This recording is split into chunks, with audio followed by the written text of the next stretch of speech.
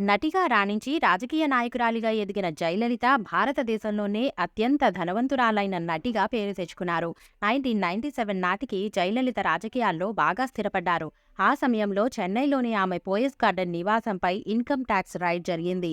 దాఖలు చేసిన అభియోగాల పత్రంలో జయలలితకు 188 కోట్ల ఆస్తి ఉన్నట్లు డిక్లేర్ చేసినప్పటికీ నిజానికి ఆమె నికర సంపద విలువ 900 కోట్ల వరకు ఉంటుందని అధికారులు ఆరోపించారు.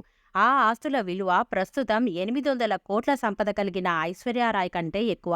ఇతర టాప్ ఇండియన్ హీరోయిన్లు ప్రియాంకా చోప్రా 600 కోట్లు, దీపికా పదుకొనె 560 కోట్లు, ఆలియా భట్ 550 కోట్లు జయలలిత కంటే ఇప్పటికీ చాలానే వెనుకబడ్డారని చెప్పొచ్చు.